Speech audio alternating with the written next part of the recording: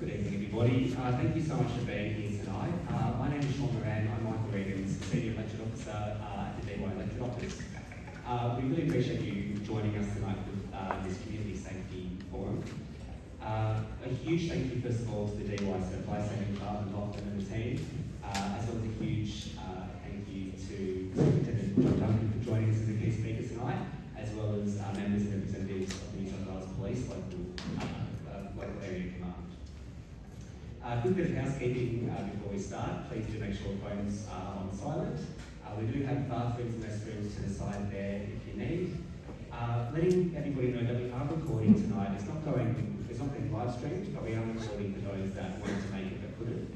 However, if there's anything particularly sensitive, we can certainly cut that out before we share that to anybody. And also faces are not shown as well. We've angled the camera specifically for anything that you see.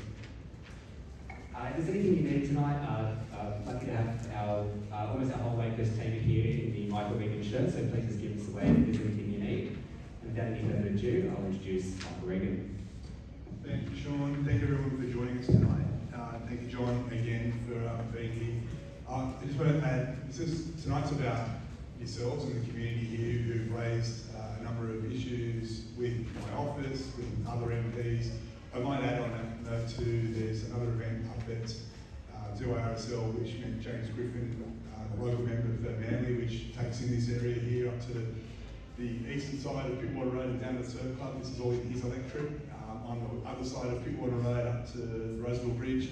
So James did say he welcomes the conversation tonight, and anything he can do with myself and Jackie Scrooby will happily do that. We want to hear from you tonight. We want to hear, I'm aware that there's a lot of talk on Facebook and a lot of anger and a lot of videos and posting, and sometimes give a bit of a lynch mob. I get tagged a lot, I guess, and I try not to comment too much and get into the politicise it. I try and stay out of that, and occasionally might message something back or say please call or connect directly with me and we can do some stuff. And I've made a few comments on some other matters, but certainly I'm aware, as John will mention, I talk to him regularly, make sure we're doing stuff, and he talks to me regularly. And if there is legislation changes, and I'll listen to the questions tonight, and if you want to ask me directly, please do. You all know I'm an open book. And certainly John's here, he's got a great team here. I just noticed also Street Work, who do a lot of stuff with youth, particularly troubled ones whose school's not quite for them, and they do a lot of great stuff over at the PCYC. I want to thank them for being here, and they might make a statement a bit later on through the night once we go and things like that. I'd be ashamed if they came here and didn't say something. I'm a big fan of what they do, and I know the police are as well. We've got somebody here in the room, and the Manly Observers here, the Peninsula Living and the Manly Daily are all here, always good local reporters, the three of them. So if there's anyone else here I'm not 100% aware, we've got Will Raffle, I just saw from council, I shouldn't out you like that, but Will, he's a good man. He's from Youth Services, and the beach schools here, they're great principals, welcome, and you will no doubt have so much to say. You always do, bless your colleagues. We couldn't do this job without you.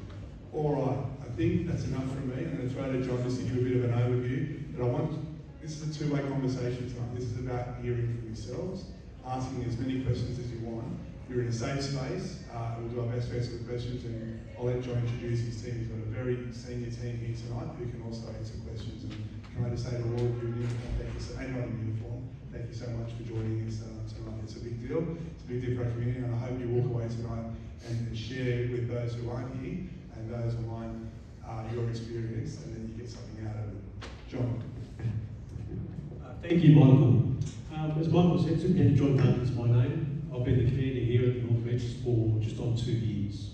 I've been a commander for about 15 years, and prior to that, I was a sergeant and inspector down at Manly. Lived on the Northern Beaches probably over 25 years, and my wife was born and bred, and my kids went to local schools here on the Northern Beaches, so I have been on the Northern Beaches for some time.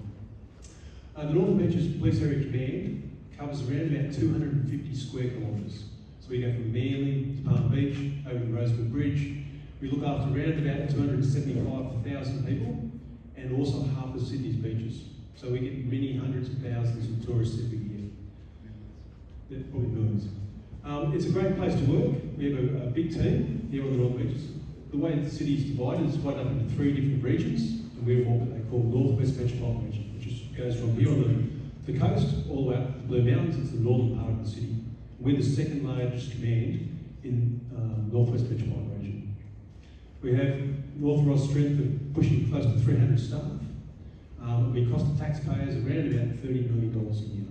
So it is a large business. We run it 24/7, 7 days a week, and I've got to say they do a great job day in, day out, with dealing with all the different things that come up in the policing world. We'll talk a bit about crime statistics a bit later on, but I'm mindful that one of the purposes that when Michael asked me about coming along tonight was about listening to community concerns.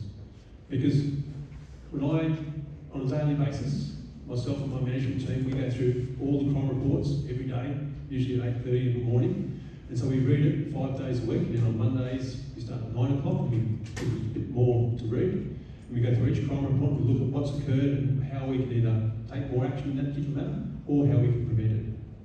So I've been doing that for 2 years, so I've got a pretty good appreciation of reported crime. But one of the things we don't have always a great appreciation of is the perception of crime. Unlike Michael, I'm not on social media.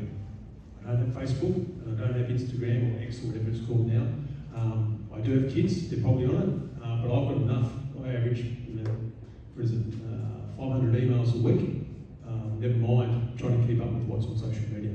So I don't actually watch what's on social media, but I do know that a lot of our staff do, and I do know that Michael and other people in the community, they pull stuff out and send it through to us or encourage people to report crime.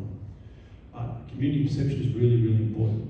We did a similar event. Jackie Scrooby organised one up at Avalon about a month ago, and I've got to say that was pretty insightful. And so tonight I've brought a few more of my team along that might be able to provide some, I suppose, expertise in terms of some of the questions you may raise. So tonight I've got my crime manager, Michael Vidarudes, Detective Chief Inspector. He's been in command for a long period of time. He looks after all the detectives, the intelligence team, the crime prevention unit. Some of his staff are here tonight. We've got Detective Sergeant Turner, who's in charge of all the investigations from the detectives, and also looks for all the investigations that get done across our whole command. Also got our crime prevention officer, who works in with the council, and looks at things like crime prevention through environmental design, but also looks at all the crime reports and works out what should get investigated and what gets parked. Got Inspector Vanessa Robinson, who's got the youth portfolio. She's worked the last 2 nights, does a lot of work in the youth space, so she's an operational duty officer, but also engages with a lot of the different services within our youth programs. I've got Superintendent Phil Hallinan. Phil and I go back some time, both he and I work handy together. Superintendent Phil Hallinan is in charge of youth command and also the crime prevention command, but he looks after all those programs across the whole of the state. So whilst my focus under the police regulations, I'm responsible for the occurs on northern beaches, Phil looks after the whole state in terms of youth issues and crime prevention. We've got a police prosecutor here as well tonight, in case we get some curly questions around that. Some members of our local youth police who work with the PCYC. And usually in these types of events, you get a few questions about e-bikes. And so I've brought along our traffic sergeant, who's on the working committee for e-bikes, and one of our Highway Patrol colleagues as well, who works in the Highway Patrol, obviously, to look at traffic enforcement. So we've got a pretty good team here tonight, which should be able to cover all bases in terms of different topics. But rather than go through what I can tell you about crime, I'd rather try and hear from you what the major issues are, and then we can actually work together and work out what's the major concerns, and we can provide a bit of explanation about what we do, and then also work out what the shortfalls are. Because nowhere is perfect. Right? Nowhere is perfect. But I've got to say we've done some exceptional achievements here on the northern beaches to make it a safer place for many, many people. But if you've got some better ideas, and I say this to my team all the time, we don't have a monopoly of good ideas. If you've got some ideas on how you've done better, we're keen to hear it. So I'll hand back over to Michael to try and get some themes going. Great, and thanks for that too. And I'll talk a bit later about some of the legislation that's been passed in the last few months in terms of e-bikes, also bail laws, locking up 10-year-olds and the like, which is not a nice thing to do as a legislator, I can assure you. Sort of the diversionary programs and things we need to work on. But again, this is a bit later. If we want to start maybe on the e-bikes, I know that's been probably the hottest topic with ride-outs rather, in terms of the swarming, but you can touch on that as well. But certainly the e-bike and the ride-outs has gone past my office last week apparently. I saw that on social media. I was in my office. Very what's legal, what's illegal, and talk about e-bikes. I can talk about the legislation. The government's working on tweaking legislation. I was just talking to John out the back there. The new Queensland government are fining parents now under 16. So if they do anything, if they're found to be guilty of unlawful acts on the e-bikes and the like, it's going to be parents of those individuals who will be fined. That's something that I think we should be looking at personally, and I'll be raising that with, I know Jackie Scrooby is keen on that, I'm sure James is too. Not to throw James into it, but speak as often as we could. So, yeah, so there's e-bikes. Did you want to start that off with e-bikes? Do you want to just mention what's legal, what's not, and we'll might fire up a few questions. I'd be pretty keen to hear from the community on what your frustrations are around e-bikes. Who wants to go first? Yep. And maybe we'll take it in 30 minutes. Yeah. Good idea. Who wants to go first? I'll jump on. Thanks. Hi, my name's Annie. I am here as a local mum. I've got younger ones, 7 and 11. And some of the stuff that I guess I've been seeing, this is where my kids are landing into. But I have had my own personal situations with some kids on e-bikes. But I just want to preface first, this is weird talking to people behind me. In my culture, it's very rude to have your back to people. So I don't like the idea of demonising young kids. I don't like the villanisation of youth. I think it's a complex, nuanced, multifaceted situation we're in. But at the same time, we have an immediate danger, things that we're experiencing. And one of the things that in the areas that I am are young kids throwing water balloons at passing cars. I was at a situation recently myself with a group of young kids, and I just went up to talk to them. Said to them, look, I know I'm some random lady, probably not very cool, but can we just talk? And my idea was the longer I could speak to them, the longer they were going to stop throwing water balloons. They circled me, they were trying to get a rise out of me, but I think once they realised that wasn't happening, I actually had an interesting conversation with some of them around that. I think my concern, and I think concern of a lot of parents and people in the community, is that we have enabled a scenario where these kids have these e-bikes and they're not able to potentially make the best of decisions, and yet now as a society we're extremely angry with the kinds of things that we're seeing them do. So I suppose the concern that I know I'm seeing a lot as well on Facebook groups and among parents is, yes, there's legislation, what's going to happen without demonising the young people, but at the same time, something needs to happen. And I suppose as a mum, trying to understand what does and doesn't work to affect change in this community, and one thing that keeps coming up as an idea, I hope I'm not taking too much time again, is the idea with these kinds of offences, and it's very different to very, really serious offences that are taking place. But the analogy of the RBT campaign, where what I'm seeing is that when there is an element of perceived certainty and consistency that I will get caught if I'm doing the wrong thing, whether that's helmets, whether that's too many people on the bike, the speed of the bike, all the other things. I know the current legislation is more focused on the bike, but there's a lot of things that we're concerned about, that is the type of behaviour that is being allowed, and the perception, as you mentioned, John. I think the perception is that, even what the kids said to me is, no one can touch us. So what? And I think that's part of the challenge, is the sense that maybe people have even stopped reporting it. We're seeing incidents where adults are taking things inappropriately into their own hands, and it's getting really dangerous. So I suppose I just wanted to put out there that that's one of the concerns that I have as a parent. I hope that kind of explains some of the perception, but I would also say the reality of actually what we're experiencing and seeing in the community. Keep the microphone down in case you have a follow-up question for John, but essentially you're also saying that there's no consequences, basically. So for the kids, if they're doing the wrong thing and they're caught, there's no consequences. Is that a fair assumption, John? And I know that Jackie's raised it with Jackie Scrooby. She's a mum up there with the kids doing netball and that one. There's a group up there that are playing through the netball game and they're training and things at night. And they're circling their cat calling after us, and the mum stand there and say, come on, bring it on.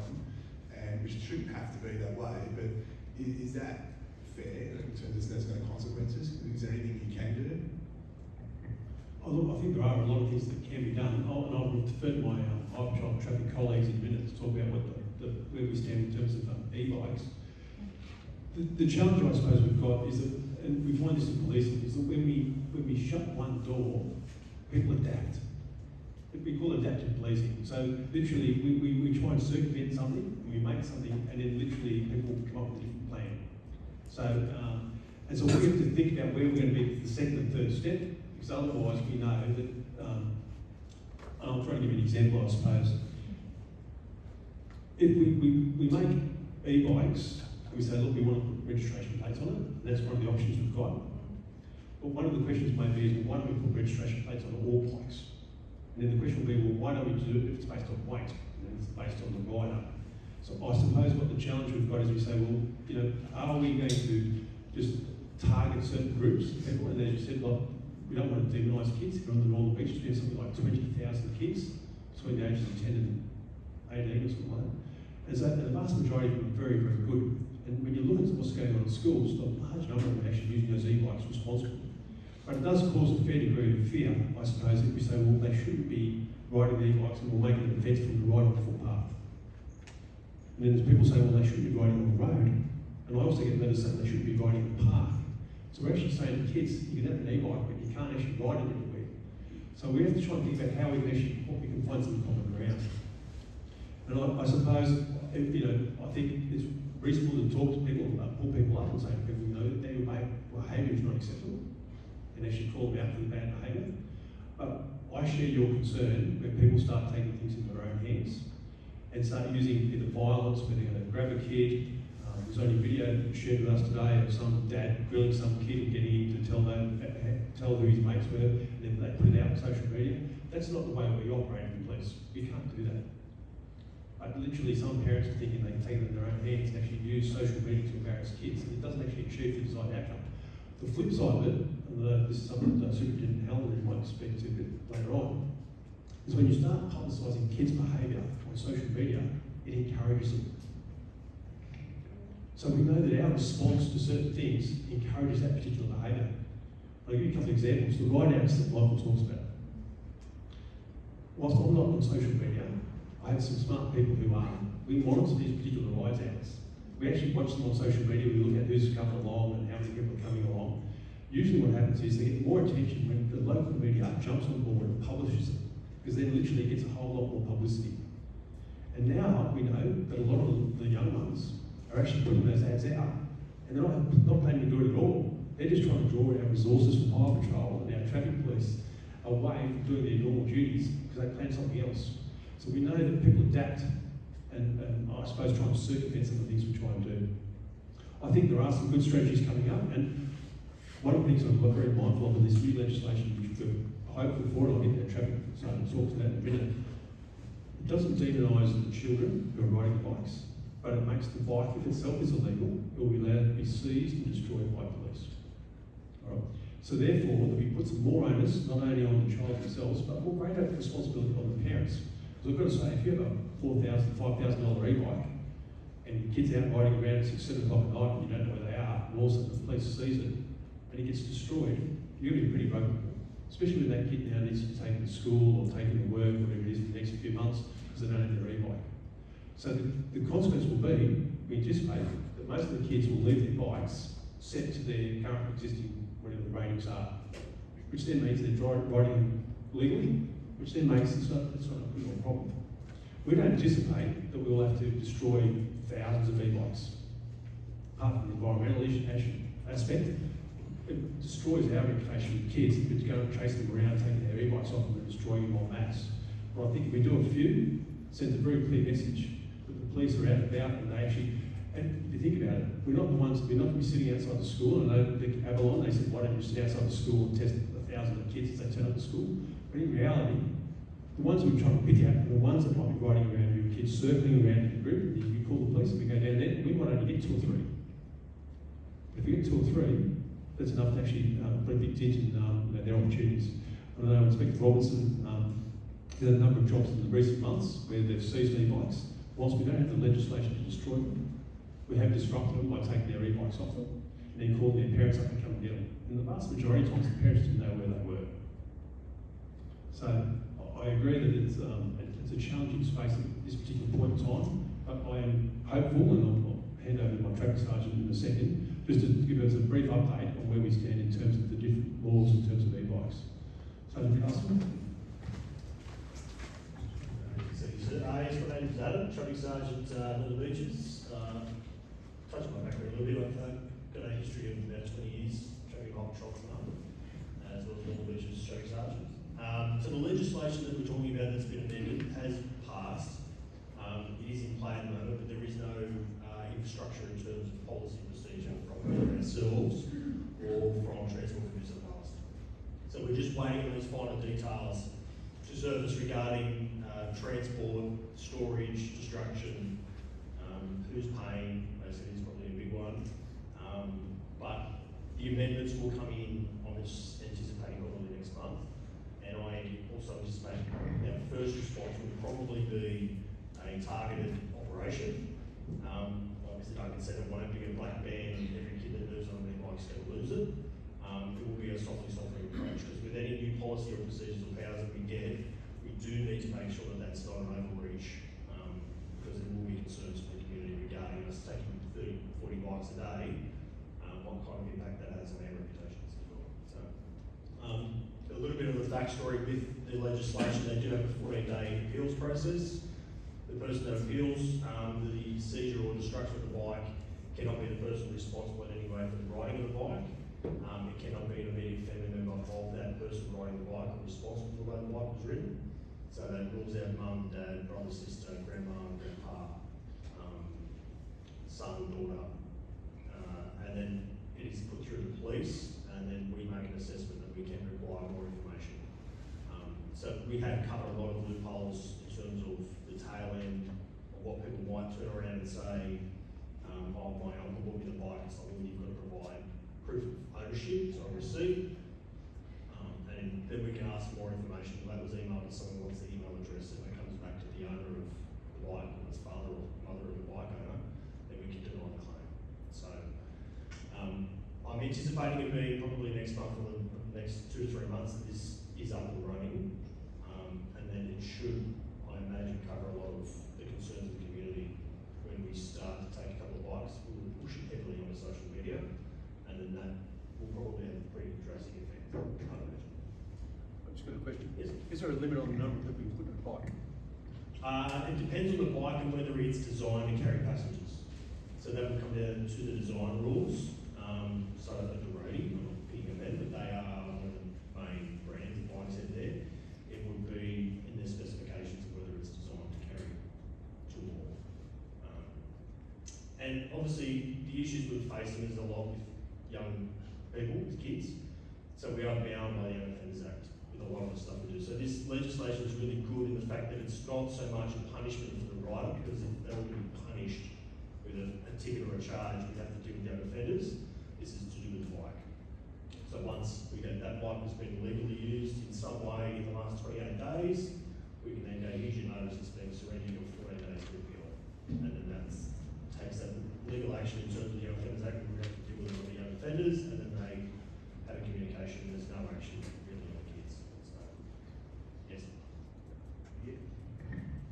One of the questions that's been raised too is about the crimes associated with e-bikes. So e-bike is I suppose, a means to get somewhere, to gather in groups, to riding groups, or to actually throw water balloons. I suppose for us, the legislation allows us to intervene and focus on the e-bike.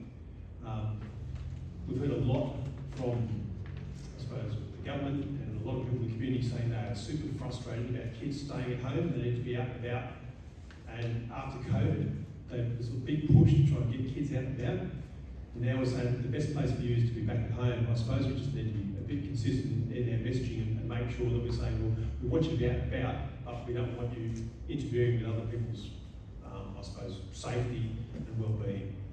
So, and I think that's something that probably should come through on the social media, because I know it's a bit of a push backwards and forwards where the argument is, well, why aren't they at home? And people go, well, we spend all this time at home, we want us to get out of the house, we give them an e-bike, and now they're never home, and now we're saying, well, where are they? So it's a bit of a catch-22. Is there any other questions on e-bikes? Because I'm keen to, I'm sure there will be. Over the back, sir.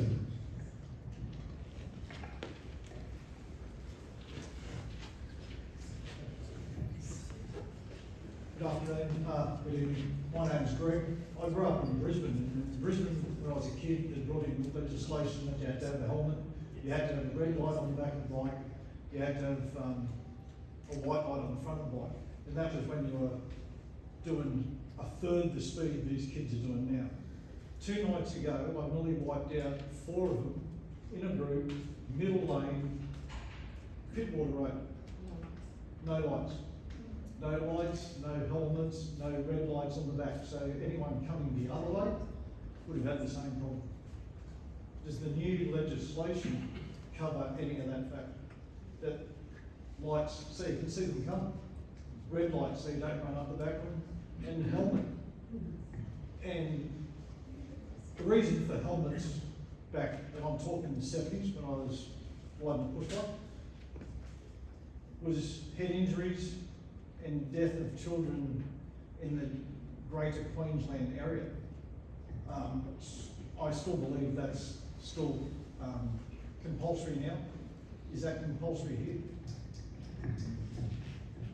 It is, and there are quite a few comments. I must admit I'm not an expert on the actual taillights on the e-bikes. The only good thing about the e-bike, I suppose, it's got a battery. Usually got a super bright front light. I saw one the other night, and it was super bright coming up the footpath. And I thought, well, at least you can see it coming, but you're right, they don't have the tail light on most of them that I've seen. I suppose it comes down to a balance between, I do get a few letters about this saying, oh, what are the police doing about enforcing not wearing helmets? And it comes down to a challenge around chasing them. And I know Michael's raised this with me before. We have to balance up the benefits of chasing a kid to improve their safety by saying you need to stop and put a helmet on, to the moment we chase them and if they come off the bike, we can seriously injure them or someone else. So it's common sense, and I'm not going to talk about our police pursuit policies as such, but it's called what I call a dynamic risk assessment. We actually work out and say what is the cost benefit of chasing this particular person. And I've got to say, chasing kids around on a bike, and as you said, those roadies and those sorts of things, they can move pretty quick. It can be quite challenging for us to catch them for the purpose of giving them a warning about not wearing a helmet. The flip side of it, though, is that with this new legislation, which I'm super confident will provide us some opportunities, is that if we do catch them, we'll be able to take a much stronger action in terms of focusing on the bike itself, as opposed to just giving you a warning for the helmet. And we can use the argument that the reason we actually intervened with you was because you weren't wearing a helmet, or you're riding up the street on the back wheel, or you're riding off the lunatic. And so you say your behaviour drew attention to yourself, and as a result of that, your bike is now going to get destroyed if it's illegal. So I think there are some opportunities that will come out of this new legislation which will allow us to focus on that, and as a result, there'll be a lot more people, I would imagine, will end up wearing helmets. There's also be a few more, it's not just the kids though. If you look around the northern beaches, there's a lot of other people that don't wear helmets as well. And I know I get a few letters from the community saying, well, what about what people wear? You know, they should be riding with thongs and lots of stuff. And I must admit, I don't use any rules about what sort of footwear you need to ride on a bike. Usually it's a lesson learned when you catch it on a bollard or something like that. But I take your point, and I think there are some opportunities there that we will be able to pursue further with the when we're able to take further action on the bikes. I get a few questions asked about, well, if you can't chase them now, how are you going to chase them when you when it becomes illegal to when you can destroy their bikes? There are ways and means, and I know my counterparts up in Tweedheads have come up with a strategy, and there's some things that they can do through technology, and there's some things in the legislation. It doesn't mean that we have to take the bike there and then. You have to witness. I think there's a period of time that we can actually follow them up at a later date. We can go around to their house and seize the bike. I don't envisage telling the wider community where all that tricks are going to be, because it would defeat the purpose of, if I put it out there and say, guess what, this is how we're going to catch it, because they will literally have a solution to that in no time. But I envisage that, our tricks that we use will work for a period of time, and I've got to say my colleagues from Highway Patrol are an expert in catching people out. They chase motorbikes that are doing 300 kilometres an hour. They don't always chase them to the exact time and place there and then, but they do usually catch up with people who commit those sorts of crimes. So I'm confident they'll have a plan in place to catch quite a few of them. The other good thing, and it's probably a bit off topic, is kids love filming themselves and actually posting it, and also putting their names to it. So that helps us a great deal. And sometimes even if they put it on social media, they actually keep it on their phones. So it's always a good source of information, and I accept that we don't always catch the smart ones, but we do catch a lot of people. This question's on the back. Hang on, sorry. There's three groups, Sean. There's a lady here, and then there's two more hands up over there. So we'll get the lady first, and then there's two or three over here. And then I'll give you a little bit more of an update on registration rates in terms of bikes and some Luke's and Forest Hires. So are we going to talk about anything else than bikes? Yes. You said half an hour. Half an hour, really? Yeah. Oh, wow. Yeah, so I just thought we've already got another 3 questions about e-bikes. That's fine. I was just interested to know what the school's responsibility is in teaching about e-bike safety. Does any of that fall on their shoulders? Schools know. You've got enough on their plate. I think that our youth command does a great deal of work with schools. I'm pretty sure the youth command is somewhere in Sydney about 6,500 kids on the Northern Beaches over the last couple of years. And there's not a requirement, but I know a number of the schools have come up with some very good programs. And at a principals forum that we had recently, where I met with the school principals, they raised some of the same concerns, the same issues around e-bikes. Because they all tend to ride their bikes to the school, so you think that the school needs to take some responsibilities of education. And I've got to say, I think that a lot of the schools have. There's been some great programs that have been run by the schools, and also Northern Beaches Council is one of the forerunners, in terms of putting out some programs and some information, sharing information about what the schools do, which has been very, very visible. I think they've got something on their webpage about e-bikes. Sean, it's a really big 30 minutes because maybe we'll pause on e-bikes just for a second. I know there's three over there to talk, and we'll ask this lady over here to jump to your question, and I'll come back to e-bikes. Sean? Are you sure, sorry? You and me? Yeah. Oh, sorry, no, I was sorry. Okay, so my question then would be, you say let's not politicise, and you're saying, oh, sorry, Jill. You were saying, Michael, let's not politicise, and you, John, was saying, let's not just go on perception. So, like, in reality, like, statistically, we live in a very safe area. So what actually are the biggest or the growing risks to safety on the Northern Beaches? That's a great question. Thank you very much. Is that a Dorothy Zigzag? No, I've got to say, so we review our crime on a daily basis, all right? So we look at the statistics, we look at who's being exposed to what, and what the biggest risks are. And so I often say to community events, the people you have to be most afraid of, if you're a woman, it's your partner. If it's a kid, it's your parents. And if it's a young man, it's probably yourself. All those people live in your house. Very rarely do we get crimes reported where people don't know who they are. So domestic violence, our domestic violence statistics are they're not good, and every domestic violence crime is a terrible crime. But in terms of our population, we sit around about half the level of most other LGRs. So our domestic violence rate is exceptionally good. We have some very good services on the Northern Beaches and some very good programs. And so we do a lot of work in that particular area, and we have a very good domestic violence team. One of the things that concerns me is cyber crime. And I know it's not very topical for a lot of people, but I know I read something recently, 1 in 10 boys is a victim of sex extortion. We see women as well as victims of sex extortion. We see many times people in their 60s, 70s and 80s losing more than $1 million each time. People, for some reason, pick up the phone and take a report of, I believe someone from federal police or from the Telstra or someone from their bank has told them they need to shift their money or their Bitcoin, and they lose millions of dollars.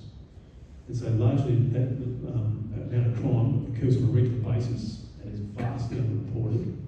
And I must admit our legal action rate, or locking those criminals up, is very, very low. It's a boom industry. The other thing is I know working with our federal partners and the Sex Crimes Command, online child abuse is a major concern. And so we have raids here on the Northern Beaches.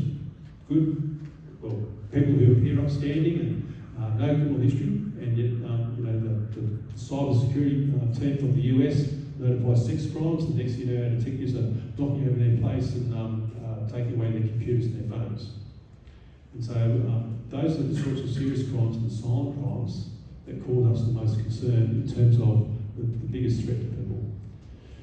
In terms of break-ins to your homes, used to be a major concern on here in the Northern Beaches. We used to sit at around about 1,300 break-ins to homes per year.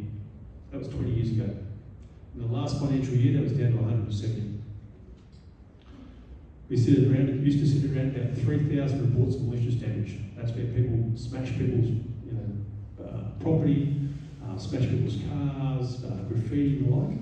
And I think it was under 800 for this last 12 months. So a lot of those crimes have actually gone down, and our robbery rate, whilst it snuck up a little bit in the last 12 months, it sits at around about 30 robberies per year, down from 110 about 20 years ago. The vast majority of our robberies, Nicole and her team, result in legal action. They take action against the offenders. But I think it's like 3/4 of all our robberies are done by kids. And it's kids robbing other kids for their shoes or their belt or a bag or something real trivial, or a packet of cigarettes. And it's more like a standover tactic as opposed to robbing stores and the like. So the other thing that we see a lot of is neighbour disputes. Mature people who are in their 50s, 60s and 70s who go hammer and tong with the neighbour over poisoning bamboo, over putting the bins out, scraping somebody else's car. It's hard to believe, and I must admit, we used to use the Community Justice Centre, which was a great referral program, and I think the council now has an option in terms of dealing with neighbourhood disputes. But generally, more mature gentlemen taken amongst themselves, and it was only last week somebody pulled out a pile of rubbish or bushes or something, put it on the road and was trying to get someone else to run over it, and the 2 blokes ended up getting a fisticuff and rolling down the hill bank. And I was just thinking, it's hard to believe people actually come to that sort of level of blow. But the concern for me is that are people becoming less tolerant? Are people becoming more frustrated with one another and quicker to anger, and quicker to air their concerns on social media and outrage, as opposed to saying, well, how else can we fix this particular problem? I don't doubt, and slipping back into e-bikes again, that bikes will be around for a long period of time. There are some solutions that we can come up with on how to make it better so that people can still use their e-bikes, still get around, still get into schools, and not ride on the footpath and not ride on the road. But it means we have to, change some ways we have to operate our business. We have to put in bike lanes. We will lose parking at the side in front of some shops. Some roads will go from 2 lanes down to 1 lane. It's like what happened in Oxford Street and also Commander of Surry Hills. You have a bike lane, you're allowed to ride the bike lane. It keeps people away from the pedestrian crossings and the like. Michael? You struggle with your microphone, so over here, and then there's a couple of things back up there. Hello everyone, my name is Juliet. Thank you for your service. Thank you for facilitating this. I have 1 point and 1 question. So my first point is in response to your comments about online child exploitation, etc. The Australian Federal Police run a program called Think You Know, which actually educates the community and parents in terms of all things online child exploitation. It's free, so I'm happy to share, Michael, with you the website. I used to be a member of that program. Secondly, on the 14th of December last year, I was supposed to attend the Bondi Hunter by the Sea event, and unfortunately I didn't. So, a bit emotional. So, my question to you is in terms of community preparedness and awareness. The national terrorism threat in Australia is probable. So what could be done in order to prepare the community for an active shooter event? I used to work for an American bank, and they used to train people on run, hide, fight, various strategies for the community to be aware. And to your point about extremism and what's happening online, children are being radicalised, and that's happening everywhere, all over the world, and Northern Beaches is not immune. So do parents know what their children are doing on the computer when they're gaming or they're talking to, etc., etc., etc. So yes, the national terrorism threat is probable, but it just takes one. So that's my question. Thank you. All right, yeah, so as you can appreciate, with all our major operations and events, terrorism is one of those aspects that we actually plan for. So we have we do risk assessments for major events where we look at hostile vehicle mitigation, New Year's Eve, Australia Day, all our major operations have a component in it that actually deals with it. We run what we call an incident management team. So whenever we have a major event, we have an incident management team which actually manages those types of events. And I've got to say, my team, which most of them here today, we did an exercise recently where we did an exercise on how we would manage multiple terrorist threats. So we actually run through our scenario on how we would manage community information, how we would manage responding at that particular time.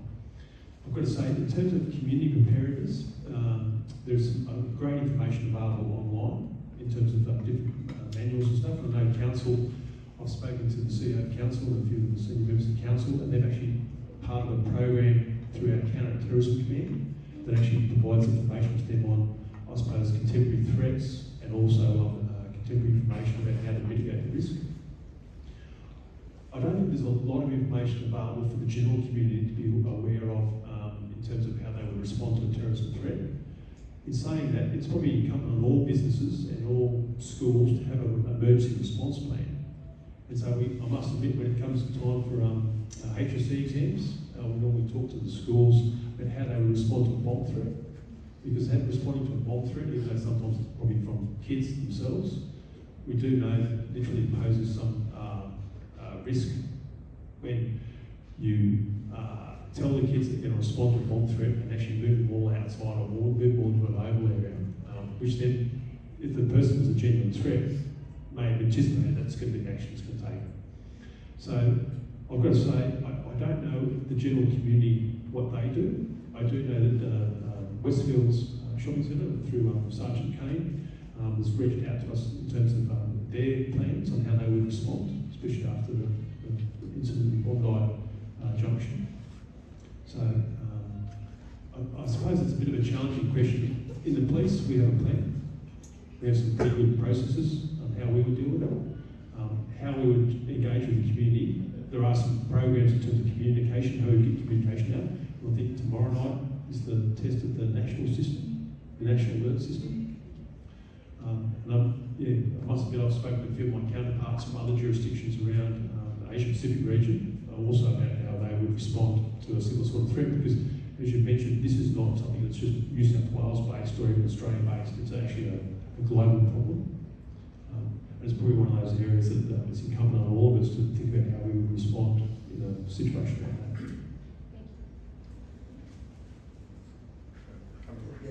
Thanks.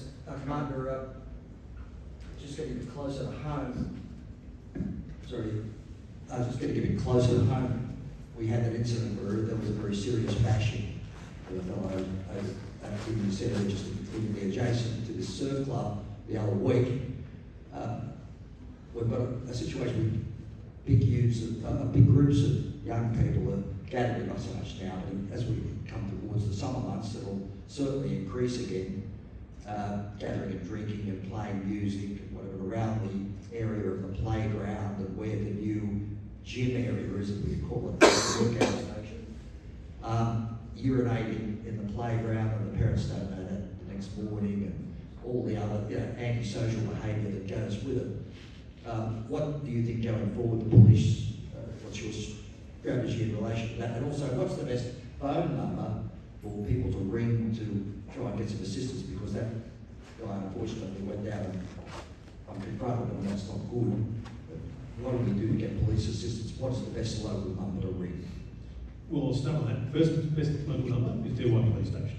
It's manned 24/7, Regan Police Station. The officer sitting there at the counter puts what they call a drop on the CAD system, a computer-aided dispatch system, and literally sends the car crews down.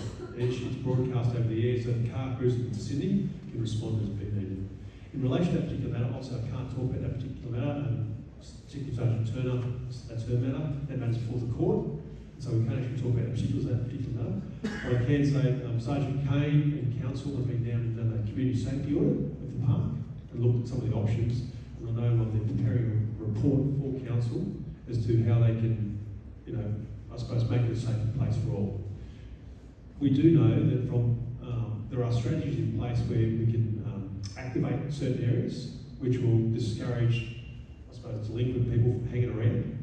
But at the same time, when you light places up, it tends to draw more people in. So that can be a challenge. I do know that there's some plans in place to try and reactivate the park out the back there, where they're talking about putting on some entertainment, things like that, which will be good to bring some people in, but at the same time, maybe not exactly desirable for the local community members when you've got maybe impact by noise. It's something they're looking at in the future, maybe in the summer months. But we do know that it's sort of a catch-22. I know there's another park nearby in DY where the council's been exploring CCTV footage, but we need to improve the lighting for the CCTV footage. But at the same time, it impacts on the residents because it actually impacts on their, I suppose, the lighting in their units and the like. So there's ways and means. Sergeant Kane's working with the council. They've done a report. It'll be a matter for council, and obviously the council. We meet with the council every 2 months, where we actually go through all the different priorities in terms of CCTV, lighting, and all those sorts of things. Because we understand that a lot of people in the community expect a lot from the council, but the council still has to prioritise what's going to get the most support. In relation to that particular park, and Sergeant Kane can correct me if I'm wrong, I think we had one major report about 4 jobs or 5 jobs at that park in the 12 months. So in terms of the actual reported crime in that particular park, it wasn't very much that was actually reported. But I encourage anybody who's got any concerns about what's going on there, if they see any social behaviour or kids using drugs or any violence, if you see something violent occurring there and then, just ring 000. If it's a crime in progress, ring 000. And it gets put straight over the radio network. But otherwise, DY Police Station is the best thing. Question back. Like how the department actually looks over that park you're talking about, it's a little bit sparse. Yeah, sorry, my apartment actually looks over that park, that little kids park you're talking about, and it is absolutely pitch black at night. And I sit on my balcony sometimes at night, having a beer, and I watch them, and it's not weed they're smoking, it's these little gas bottles. And I've got a 3-year-old son, and I'll take him to the park the next morning. There's a pile of gas bottles and empty balloons there. I know what it is. I lived in London for 2.5 years, and it's the same thing. It's a nitrous oxide. Who's selling it to these kids? And who's making whipped cream at 9 o'clock at night? Do you know what I mean? And they all do it. And by the way, that was me. That was involved in an incident. All right. Yep. Yeah, I was there. No worries. All right. Well, probably best if you don't say too much. I should have gone down. I was tired and exhausted. No worries. Yeah, and it's not the first time. You get a lot of travellers. They set up camp at the end of in the car park here, and they go and have massive parties down there. At least they're doing it down there in the parks. But noise travels at night. You know, you can't open your window like if you're having a good night's sleep. And they'll go until I think it was Anzac Day. They were up there partying until like 3 o'clock in the morning on Anzac Day. You know? I share your concern around gangs, nitrous oxide. That's it. Yep. Yeah. It's been something we've been talking about in the community safety precinct committee with council. Forever. Yeah, well, for at least the last 18 months. 5 years. But what's the legal situation though? It's changing. Yeah. So literally, my understanding was up until probably currently, you can buy them from 7-Elevens, tobacconists. You're exactly right. Why someone wants to make whipped cream at 8 o'clock at night makes no sense, or 4 o'clock in the morning. But I do know the government has changed the legislation and there's bringing in some offences, I believe, for supplying them to minors. Apart from the impact on the kids' mental health, and actually supposedly burns a hole in their brain. But it's a lack of oxygen. Like they're not getting oxygen anywhere. You find them in this park here, that park over in the British as well. Like, It was one of the most common problems that we found in terms of our youth robberies. Yeah. They were going into tobacconists and stuff like that, and stealing them, and then it became a fight. Yeah. And so, because I don't think they're that cheap, I think there's some of them like $100. Yeah. And as a result, kids were buying them on a regular basis until such a point in time they didn't have enough money, and then they were just going in and taking them anyway, and it became a fight, it became a robbery. And so our frustration, though 1 month there, I think 2 out of the 3 robberies, we only average 2 or 3 robberies a month, 2 out of the 3 were gang related. Yeah. And so it's a lot of frustration. and it's hard to believe that literally there's no legal requirement around supplying them, and especially the big gas canisters. But I do know that the government's produced some legislation that should come out very shortly. Yeah, my understanding is they're banning it from anything, so yeah, that'll next parliament they're introducing is that. You might start, I think that's it. They've announced it, but they haven't put the legislation forward, but it is happening. That's my understanding. Will might have to give it this open council, but that's my understanding. Next question, and I'm going to put one on notice whilst the next question comes up. So it's quick, is just I want to make sure we cover off the latest internet trends swarming in the bottle shops that we're seeing and things like that, and we've heard about sort of the stuff going on up at Meriden Square there at Woolworths and the like, and the youth, and the fact that you don't do your job and you're never there and you don't know anything about it. Just that's the internet, so that's Facebook talking. Question first. It's real Facebook. Hi. Thank you so much for putting on tonight. I am the parent of two teen boys, a 15-year-old and a 14-year-old. One's at the house, one's at Promar. The difference between my kids is huge. And I worry about my kids in DY. I never don't feel safe unless I'm walking along the pathway just up here, which is pitch black. But my kids can't walk through DY without fear of the DY young'uns or the associated known young people that frequent in these DY areas. It's better and safer for them to be riding their e-bikes because they can get away. And they don't ride on the side of the park, they ride on the other side of the park in case someone comes out from the bushes, which has been known to happen before. In terms of CCTV at Watercourse Park, it's been something that a lot of people have asked for a long time. When you say we need more lighting, we're coming towards summer. There's a big sun in the sky, and it would pretty much take out, until 9 p.m. at night, maybe a little bit later, for footage until we can maybe get some extra lighting. But I think it would be a huge deterrent for them to congregate there.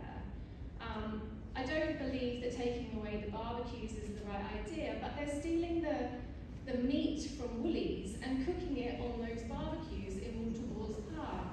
And you talk about the adaptive policing, and I just wonder, is it ever going to be an option for the police force to be riding e-bikes themselves to catch these buggers?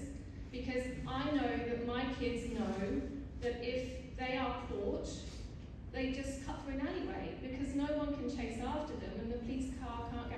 I'm not saying my kids are doing the wrong thing, clearly. I know where they are on my 360. And they do have directly bikes. But what I am saying is, there's ways and means for these kids. They've got answers for everything. And it's the kids that aren't involved in this that I worry about moving forwards for the next generation.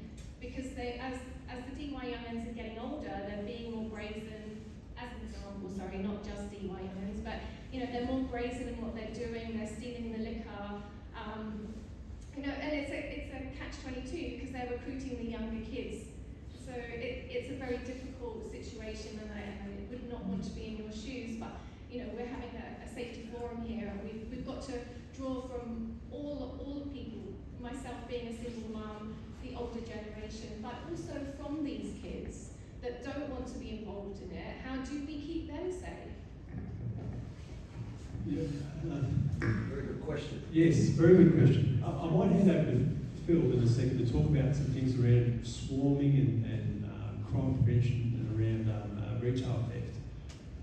We do have e-bikes. They're probably not as fancy as the ones that the Durotis that the other kids have. We do use them on things like the Stray Day and New Year's Eve. I don't think we've got too many. Usually we only have two. And when we put 4 bike police, 2 of them have to ride, when they ride up to North Head to check out the challenges up there, they have to puff an awful lot because the mates of the e-bikes that are up there much quicker. But we do have e-bikes, and it will be one of the options we've got in terms of engaging with these kids further. I'm mindful about labelling a group of kids by a title or a group. I've seen it done before numerous times where the media starts talking about a particular group of kids and gives them a label, and it does two things. One, it says who's in the in-group, and then sometimes it encourages it as a counter-group, and we've seen it time and time again. So we don't refer to a bunch of kids you're talking about. I know who you're talking about, and they've got terrible haircuts. Yeah. I think they must do it themselves. They've got like mullets that are shaped up either side.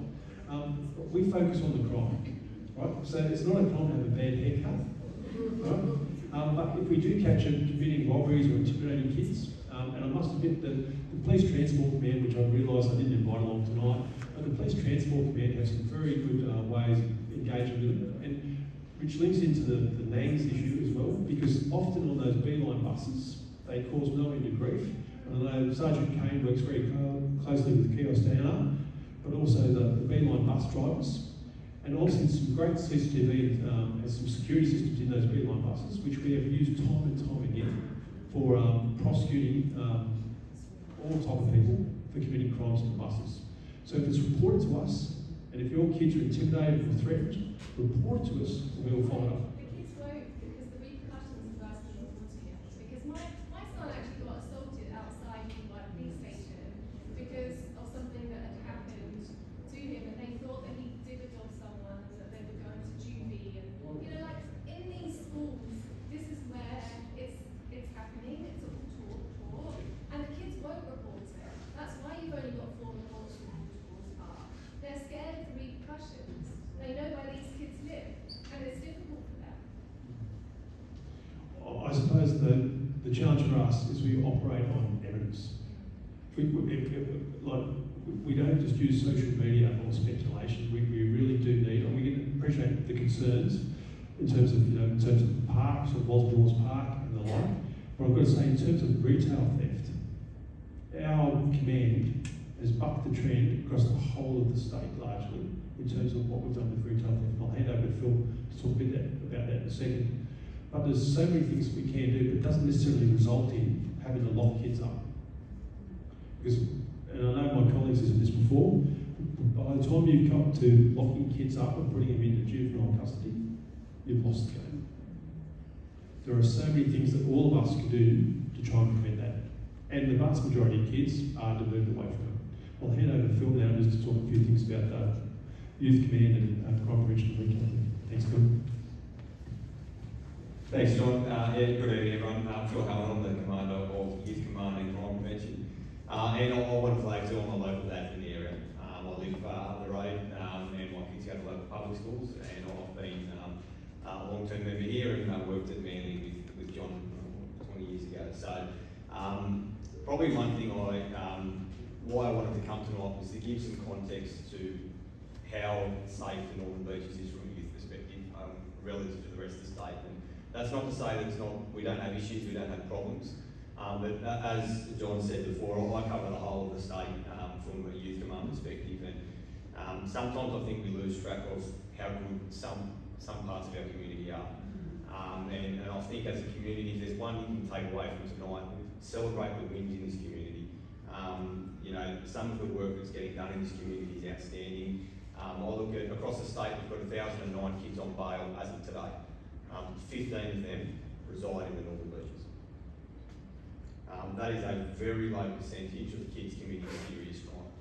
Now, that's not to say that we don't have issues, and I'm aware of the e-bikes, and I've got one of my senior customers here tonight who does a lot of work with the schools, and why I wanted to come down tonight was, what do you want to be spoken to your kids in schools? E-bikes. We'll be out there talking with my way, getting into the schools about the e-bikes, and it's important that we tailor our messaging around that. But I compare to other parts of Sydney, and my staff are in there talking about gang violence, knife crime and murders in other parts of our state at the moment. So please don't lose sight of that. Again, we definitely have work to do in this area, and to your point before, if your kids are concerned about reporting because of repercussions, that's where you please come down to see my staff at the PC Watson.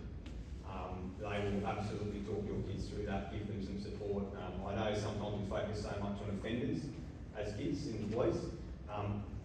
Victims are a massive part of the work we do with Youth Command as well. If you've got a victim who's a kid, a big part of sometimes getting their confidence back, learning what to do if they're in the wrong situation. It's come down and see our staff at the PCYC.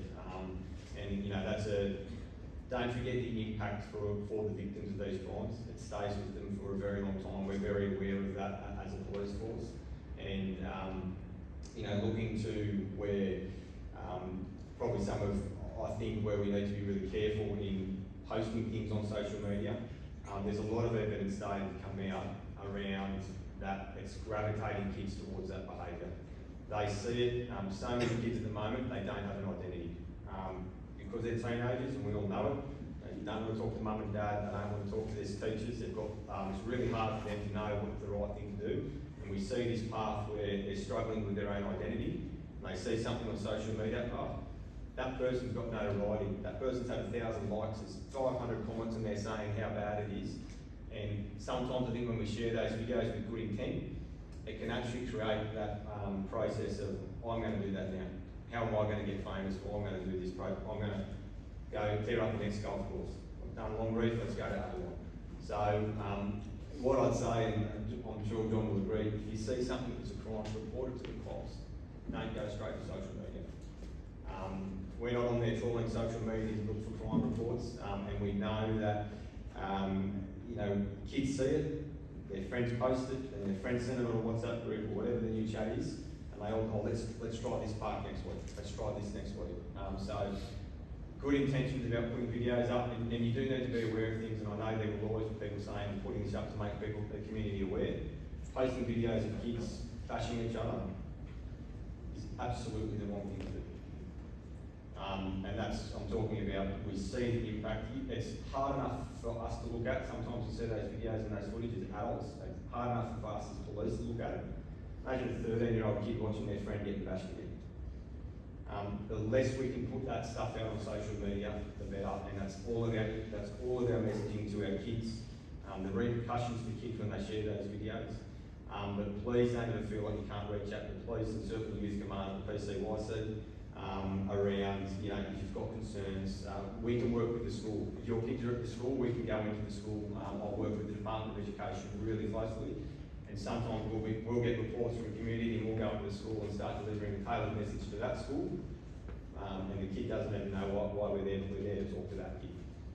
So please, as you know, you're in very good hands here with Mr. Duncan, I can assure you that, and again, you are in a very great community here, and a lot of those issues are real. There's a lot of issues going on with the youth space. I don't think it's ever been more challenging for kids in some aspects. In some ways, it's never had it easier, let's be honest.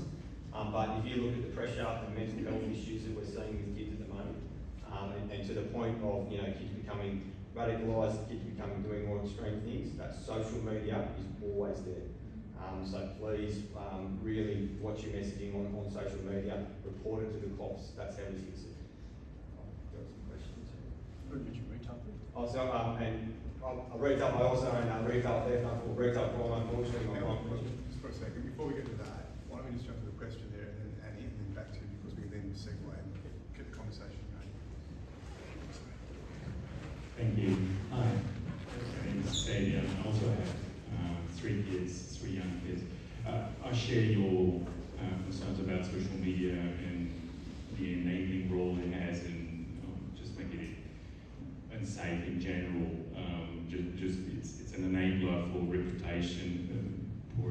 Sorry, I'm mumbling a little bit, but I share your concern. Unfortunately, that ship has sailed. Social media is here to stay, and we're not going to resolve those issues tonight. But the fact that there is an increasing sentiment of impunity amongst youth that doesn't seem to be corrected in any way, and e-bikes are also an enabler. They realise that they can get away with pretty much anything, and so even more so when they post on social media. But I guess my point is, do you have a view on how to stop this vicious circle of it's true that it might not lead to serious crime just yet, it's worse elsewhere, etc. But we've got this perception that it's increasingly unsafe on the streets in the area. I never used to be concerned about the safety of my kids. My 9-year-old was assaulted on the beachfront in Manly last year, and I never thought that would even be a possibility in the area. So there's definitely, I guess, the perception that the streets have become more unsafe, and I guess a big part of it is this sentiment of impunity. Do you have a view on how to stop that?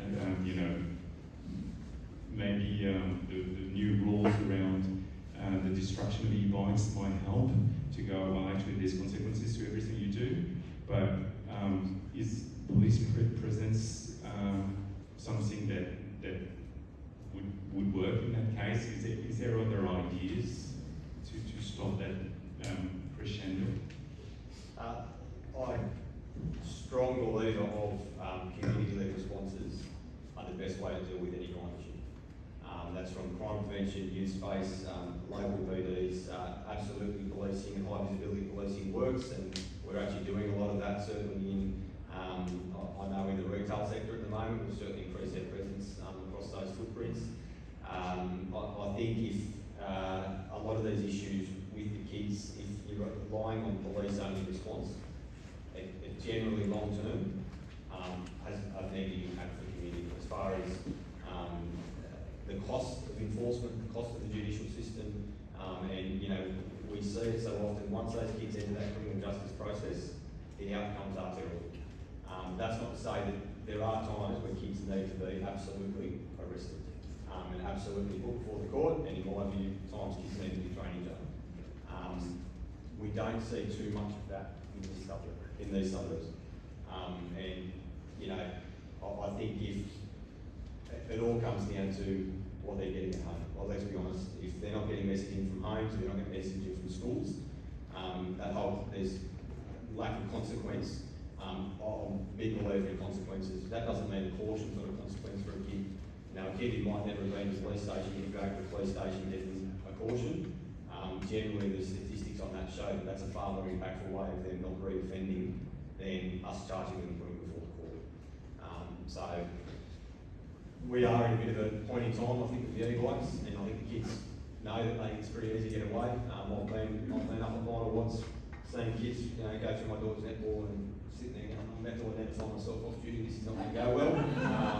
But most of the time they move on pretty quick. It's when you engage and bake with them and they get their videos out, that's what they're looking for. It's very difficult. As Mr. Duncan said, we can't risk chasing kids on bikes. It's a very hard argument in Coroner's Court I decided to pursue that kid on a bike with that helmet in a car, and he's now dead. That's a very difficult argument for us to make.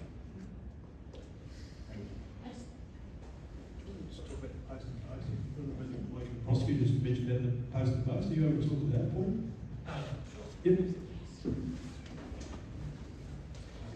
Legislation around post and post, isn't there? Yes, that's right. Hi everyone, my name is Scott. I'm a police prosecutor at Surry Children's Court, so I look after a lot of the children's court matters, everything on the Northern Beaches and beyond, everything in Eastern Sydney, and I apologise, I normally talk to a crowd of one judge, and this is much more than one judge, so I apologise. In terms of the post and boast legislation, that was introduced a couple of years ago to really target young people putting those videos online of themselves taking cars and driving them quickly, as well as the e-bike kind of stuff. That is a really strong deterrent that means that we are able to prosecute those offences as what they are, which is really serious. There's also what's called 22C of the Bail Act. That means that for young people that commit serious car stealing offences, for breaking into offences, they are much more likely to end up in custody, quite frankly, than an adult even. There are laws that apply to the young people that don't apply to adults, and that kids, for a period of time, are more likely to be bail refused. That has had an impact in terms of what we have seen, and a really good impact, I think, in terms of reducing that kind of effect. And I know Nicole's team has had some success, so often a lot of young people love using their phones for recording things. And then we can seize their mobile phones and actually, even though you delete stuff out of your phone, as you know, and this is probably not from your media colleagues, but you can actually still get that information off your phone. And there's also orders, we get a court order that says they must give us the password. Now, someone pretty smart, they're not going to do that, and that makes them commit another criminal offence. So we use that power for like organised crime figures and serious threats, but we can also use it on young people if there's evidence of the crime on their particular phone that's going to help us investigate that particular matter. So I understand your frustration about some of these kids getting pretty arrogant and pretty confident, and the vast majority of them, as Phil mentioned, when they get dealt with under the Young Offenders Act, it generally has the desired effect. Now, from our personal experience, from seeing it day in, day out, time and time again, when we grab a kid, we bring them in with their parents, we get a youth caution or a conference, it generally has a desired effect. There are some that it has no effect on. The challenge is, though, you don't know who that's going to be until you've gone down a period of time. If we were able to use like Minority Report, whatever it was, it would predict in the future who's going to commit the trouble, say, first time you commit an offence, you go straight to jail, it's going to save a lot of trouble. But we haven't got there yet. So unfortunately, I know sometimes people get frustrated about the Young Offenders Act, but largely it is a system that has deterred a lot of people from committing crime. And as Phil mentioned, and I was going to mention, I don't think there's anybody from the Northern Beaches currently in custody. So currently there is no kid from the Northern Beaches currently bar refused for a crime. Right? So generally our crime is going pretty well, in terms of serious crime. I don't doubt there's the frustrations around the e-bikes and down the property crime. I was going to get Phil to mention about the swarming issue because I know that's very topical. It gets a lot of publicity. But in terms of swarming, it's a challenging thing to investigate. But one of the things you think about, why do kids swarm? If you ask yourself why do they actually do it, it's because what happens is we've been working with our licensed premises for some time now on how they can, especially bottle shops, and how they can try and prevent kids from stealing booze. It was an issue that was raised at our liquor court 18 months ago, and we said to them, literally you are supplying alcohol to minors, young blokes go on to get drunk and fight, and young women end up getting victimised for sexual assaults and the like. It's a major risk apart from the theft component of it. And a lot of them actually put some very good strategies in. Some of the things they did is they delayed the doors opening. So what happens is the kids go in, they steal the booze, and as they're walking out, the doors don't open, and they panic. They think, geez, I can't get out. I've stolen this booze and I can't get out quick enough. Right? And so what happens is then the kids get half smart, and now they start having one of them stands at the door and keeps the doors open. But we've done some great measures with our high-risk locations across the Northern Beaches. We're one of the front runners across the state in working with the actual owners of those bottle shops and target hardening them. And literally, some of our venues were having 20 stealings a month, and we saw it drop to 1. And we still get the odd person going in and stealing a 6-pack of beer or a bottle of Shiraz or something like that, but they're not stealing the 6 bottles of Grey Goose vodka that they were stealing 18 months ago. And as a result of some of the initiatives that we've actually put in place with the actual owners of those businesses, we've seen a substantial reduction in retail theft across the board. But one of the things that they're saying to us is it causes stress for their staff when people commit crime. Retail workers suffer stress when they have to report things and get victimised in crime. So by reducing the potential for that particular crime, it benefits them, and it also reduces our reported thefts. 1, 2, 3, 4. I'll be very quick. 12 minutes. I talked about earlier the incident that I was involved in personally in Coco netball courts, and there's 3 boys as part of the 15 came over to me, and when I invited a conversation, and it really stayed with me. The fact that these boys saying, we're not doing it, it's not us. And I don't want to invalidate anyone's concerns about, like I shared those concerns earlier myself and my concern for my young kids, but I just promised those kids and myself that one thing that I would say is just to remember that there's a lot of kids doing the right thing as well. And one thing that I've made it my mission, and it's actually been kind of a fun thing to do with my kids, is when we now see young kids doing the right thing on e-bikes, like we've even pulled our window down and they were so shocked because they thought we were going to say something really bad, and we just said, yay, you're on the bike path, you're wearing a helmet, good stuff. And they've been really shocked, but it's just been quite refreshing to see that sometimes these kids, what they were saying is that they just think that people are assuming, because they're in a group, that the adults are assuming that we're all doing the wrong thing. So I don't know if this sounds a bit soft, but I suppose just that encouragement that there's a lot of kids doing the right thing, and sometimes just hearing that they're doing the right thing, because I think there is probably a self-perpetuating element to the expectation that these kids are going to do the wrong thing potentially, and where that then leads them to. So I just wanted to raise that as a bit of the other end of the spectrum, that it actually, to hear, well done, you're doing the right thing, it's actually been quite nice to see the reaction of these kids. I think positive reinforcement goes a long way. Then through the youth and then before you.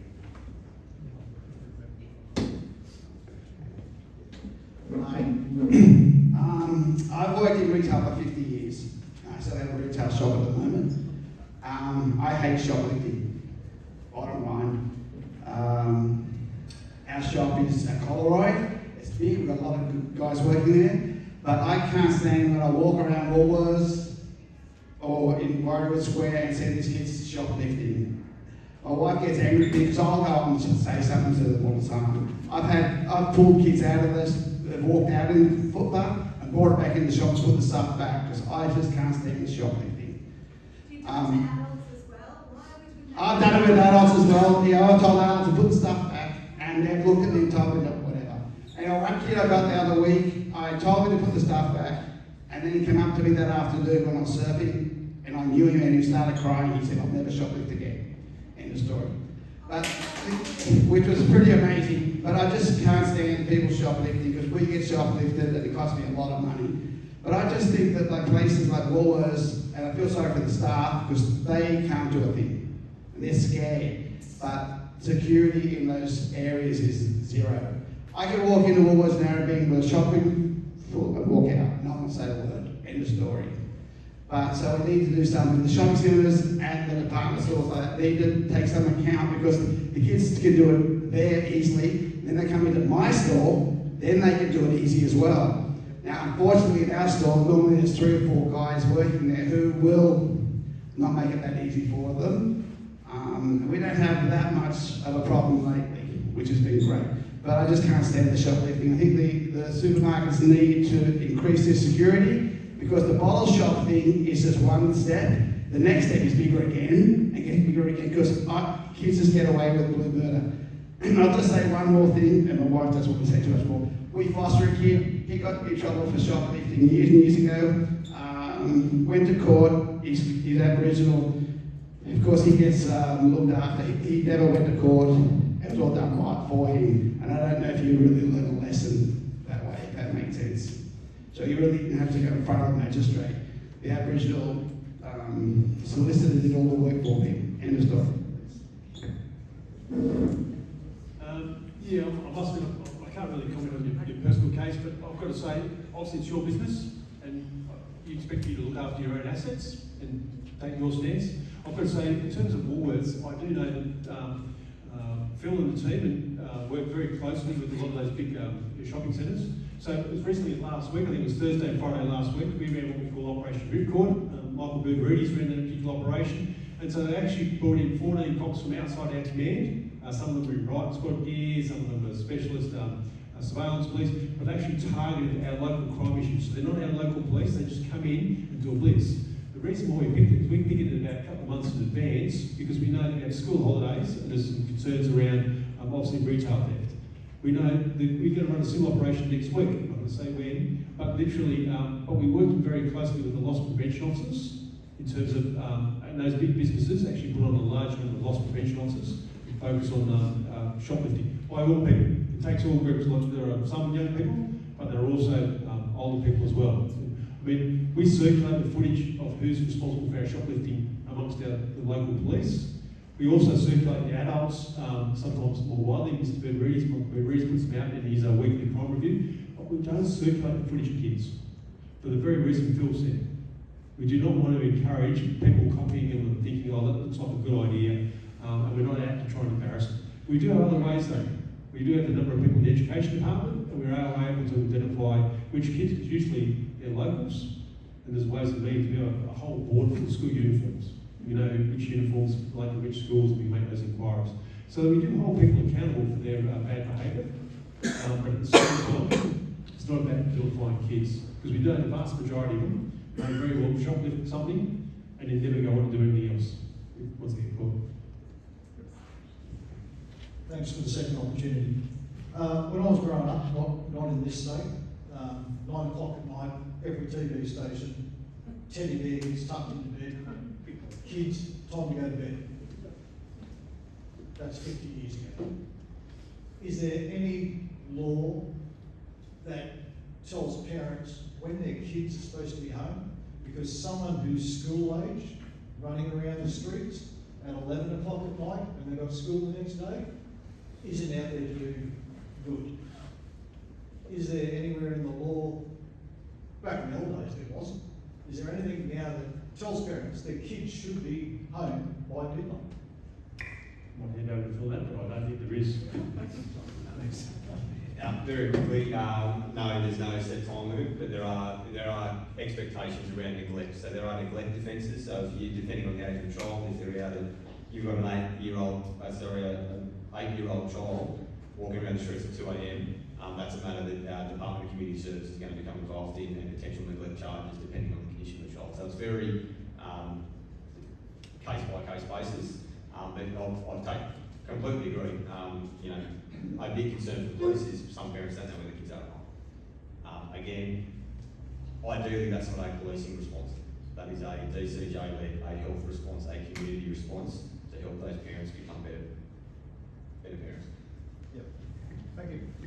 Life 360, and I'm not allowed to plug any private businesses, but Life 360 is a pretty good service. The other thing is Apple AirTags. I brought a few. Put them in my car, so I've got teenage kids who like to take the car, put it on the key rings. They know where the ones are on the key rings, they don't know where the ones are in the car. So literally, you know what, you want to use my car? I will know where you are. So I think there are ways and means that we encourage people, and I know Mr. Booterees puts it out in our crime stories, about people putting on their e-bikes. You hide on the e-bike, so to your kid, you want to make sure it doesn't get stolen, but you know where that e-bike is, and you know that it's attached to your kid. So there are ways and means of tracking kids. I mean, we're all a bit more mature, probably not as savvy as some of our kids, but we can learn new tricks, and that technology is the ways and means, I think, of keeping an eye on.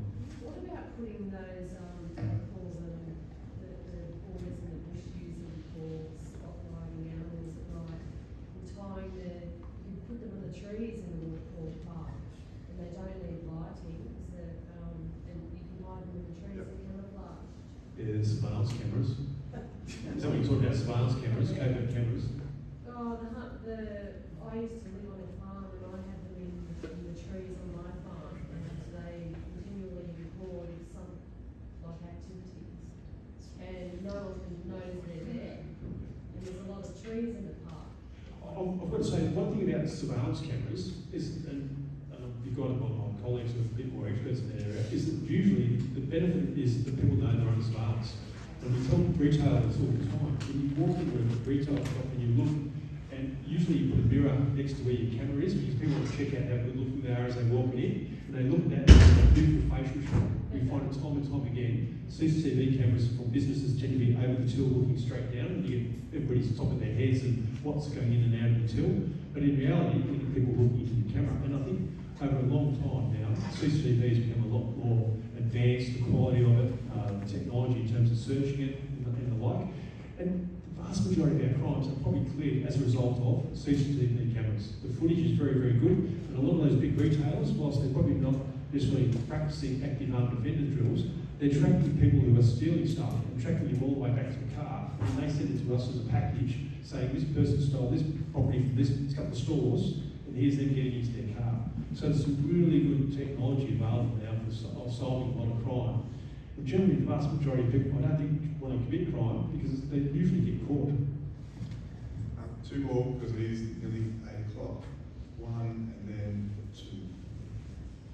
Oh yeah, my name's Joanna. My daughter's now an adult, but my heart goes out to the parents of the rebel teens, the really difficult ones. My daughter, age 14, 15, 16, was a runaway. I didn't always know where she was, and it's quite triggering hearing some of the comments.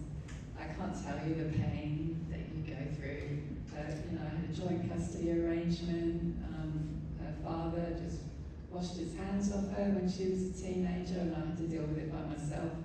And I tried to ground her once, and learned the hard way that you can't actually ground your children if they've worked out that you can't ground them.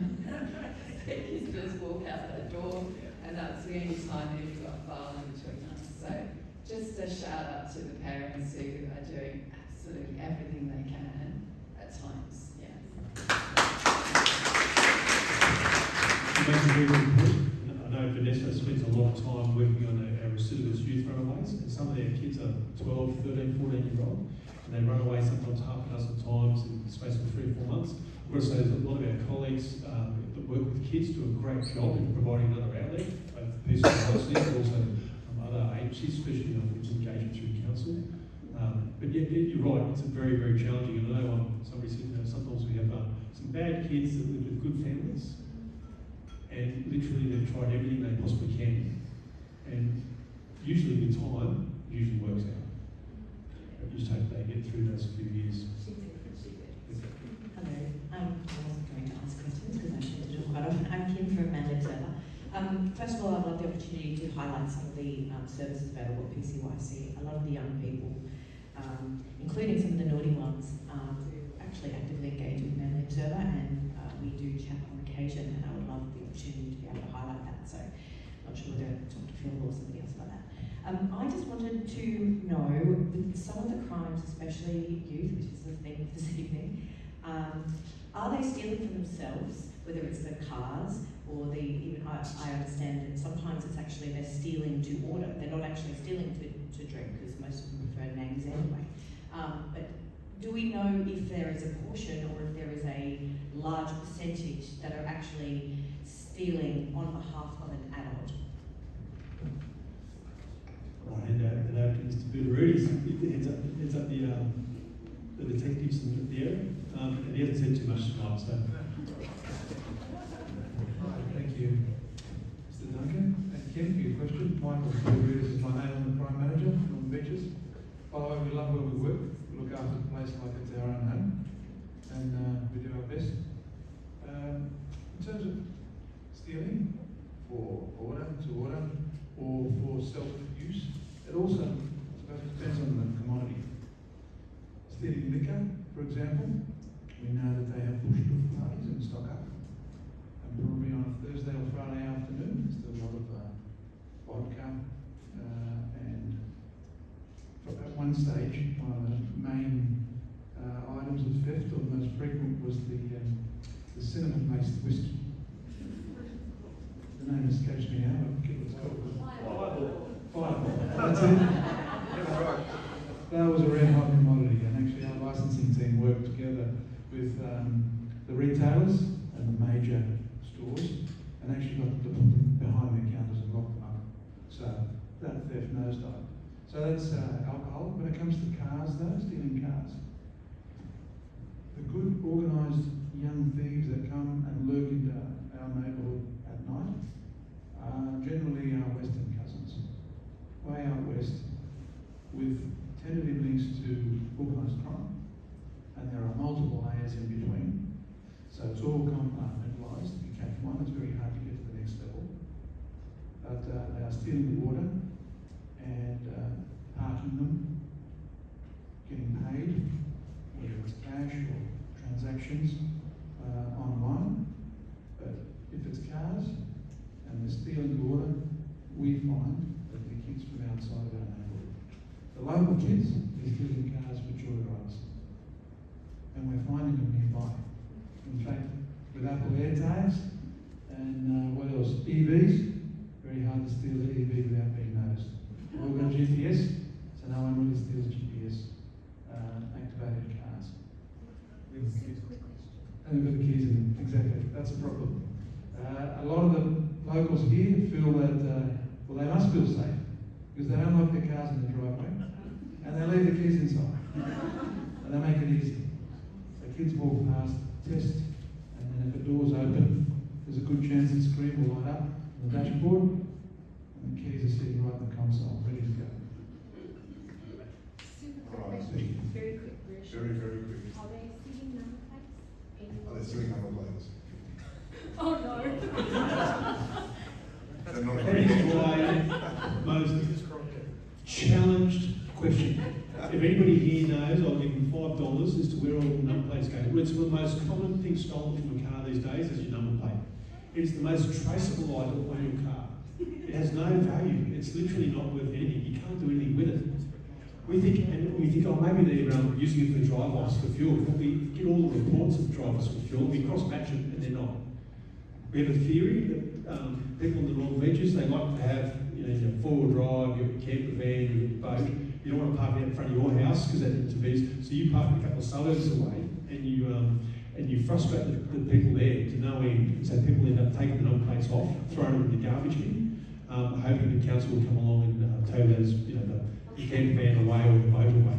But for the life of me, I cannot understand why you would steal a number plate from a boat trailer or a caravan. You can't put it on your car because it's the wrong type of number plate. I'm sorry, hands up if you used to steal street signs as a teenager or Troublemaker. It's a mystery, but I would love to know where you go. No, you got the last word, but I just want to wrap up and say I get tagged a lot, as you can appreciate. I'm lucky I've got a couple of that's perhaps on social media. But I've got some great stuff who are on it. I do get tagged on, and I can tell I'm not doing anything by so-called political opponents and the like, people trying to bait me. I can tell you that there's a lot of things to do in your first half. It's multifaceted. There's the street works team who I've been fortunate to give grants to, and they work out of, can I say we work out of? PCYC. There's some of those kids that I think we mentioned earlier who are doing some programs to get back on track where school's not for them, or they're falling into the wrong crowd, a whole bunch of reasons, their parents are whatever. So it's interesting, and so there's some great work being done. It's not a perfect system by any shall you imagine, but we've managed to give, I think there's the health, they're learning new skills like how to cut hair, and you see bad haircuts in the AFL and the NRL, mate, that's where they get their inspiration from, sadly. And they practice on themselves, which is great. There's the photography stuff they're doing, and there's a lot of one-on-one mentoring, and the police are engaged in that sort of thing, because you want them diverted so they don't end up in the justice system, and I understand that, and I said the great work that they do. We've got a lot of homelessness youth here, like Regan and what's the other one that does all that great work. Talamandi, thank you. Talamandi and Regan who do a lot of work with kids who are couch surfing or just homeless because they've got, again, issues at home, and like you mentioned before, the three dangers are parents, yourself, and siblings. So there's a lot of that on the northern beaches, sadly, and I'm fortunate enough to be able to help and find accommodation or have my staff work overtime and find that sort of thing. So we do a lot in that space. One of the other things is resourcing on the northern beaches. We all know how expensive it is to live here. So I've been working overtime on the Forest High School site, which is now vacant. It was heading largely to be maybe 100 units at best that would be for affordable housing, which all of our key workers do not qualify for. A teacher doesn't qualify for it, a police officer doesn't qualify, whether they're first year in or they're 20 years in, they do not qualify for affordable housing. So we lose all of these extraordinary works, and we're seeing a mass exodus of key workers such as teachers, police, such as nurses, ancillary staff, bus drivers they get paid rubbish and they can't afford to live here, so we get all these issues. So we've managed to hopefully I've managed to, instead of those units that are going to be 1,000 units on that high school site, 1,000 units. And this man and I met with the Premier up there and some staff and some other key workers and had a one-on-one conversation, and he got it because three of the workers he spoke to came from the Premier's own electorate. They were driving to Northern Beaches Hospital to work here for 12-hour shifts and paying $50 a week in tolls, and that's not cool. So if we can give them build-to-rent sort of type accommodation at that site, where you get a one-bedroom in for $400, a two-bedroom for $500, and a three-bedroom for $600. They're rough numbers, but something they can afford to live here. They want to live here. They want to be part of our community. They want to help us, because that's the biggest thing is resourcing, whether it's police or it's teachers, health workers. So we're working overtime on that. That's being done, and also we managed to set up. We we lost all these kids where school wasn't for them. They were suddenly having to go out to ride. So principals were pulling them out because they were disrupting the class. They were disrupting the teaching and the like. There was nowhere for them to go. And they closed down the Terry Hills one. They defunded the Terry Hills one. So we managed to recreate one on the beaches here in North Narrabeen, which has been fantastic in terms of trying to get those kids to one-on-one before they go sideways and end up before these guys. So we are doing that. And another thing I am working on is separately to all that, after another issue that I'm acutely, unfortunately, very aware of is that justice part where they do get before a magistrate. I'm not confident that it is as robust as it is, and I don't think it's interpreted by the magistrates and necessarily those defending them, and we're getting the outcomes that we should be getting, where they should be getting, where there should be consequences. Now there needs to be a step in that process where there is diversionary programs. I know that we, in Parliament, when we had to lower the laws because crime was, to your point, way out of control at Molang and Moree and other places like that, where they were doing home invasions and filming it and the like, and they were targeting it, it's just awful. People were, after 8 o'clock at night, you didn't go out. And that was happening, and I think they've got drones up now and LP and stuff, so I think what we've been working on there is, what I'm saying is maybe there needs to be something else, and so we put some amendments in the legislation. There's Roy Butler, the member for Parliament, who's got challenging areas like the Warren and Broken Hill, that's towards Dubbo, etc. With this diversion, then they have to go to diversionary programs before they get sentenced. So yes, you've done the crime, you've been caught, and you go there, and then maybe, just maybe, you get saved from going down the path. And we hope that works. No one wants to lock up a 10-year-old. Sorry, that's just not cool. That's not nice. And yes, we want to be tough on crime, but we've got to actually do something like to prevent it in the first place and give them a chance. And that's what we're trying to do here. And I've had, as I said, an issue that I'm aware of and John's aware of, where the outcome wasn't ideal and the kids got off. And I know the police were frustrated. It wasn't the local command here. It was another one, but it was a metro one. So anyway, I just want to say that there is issues there, and we need to deal with that, because I want the police to have the confidence, and I don't want these kids, to your point earlier, I want the kids to actually know there are consequences. And that consequence might be a diversionary program, it might be they've got to say sorry to the victims, it might be something as simple as that, but there's no way that these guys can enforce that. And that means it's up to us as legislators to do laws to make that maybe a thing. So we'll continue to work with the police to find out what they need, and we'll work with the judicial system, because I don't think it's as perfect as people like to play think they're perfect, but I don't think it's as perfect as it is or could be. So on that note, we are working on this. It is a team effort, a community effort, as we mentioned tonight. And personally, thank you all for coming out tonight and sharing your experiences. And I just want you to know, thank you, John, and your team, and everyone who does what you do. We're very appreciative of that. What final words do you want to have so we can kick everybody out and go home and have a glass of wine or soft drink? I just want to thank everybody for coming out tonight. Obviously, a winter's night. I want to thank Michael for putting it on tonight. I think it's really important for my team to actually hear from the community about your concerns. I think it's positive that we're not just focusing on youth. Literally, 20,000 kids live on the northern beaches. It is a great place to live and grow up. I know we don't always get 100% right. We respond to something like 37,000 jobs a year. So there's always going to be the odd one that falls through the gap. I can assure you that when we investigate matters, we take matters very, very seriously. I know I'm here tonight with Michael, but we don't play politics. We focus on the evidence and the crime, and we use common sense. We've all been kids. Might not have stolen the street sign, but we have seen the odd water flowing drone, and we understand the frustration with it, but at the same time we are aware that they are kids. Some kids off the rails, we come from good families.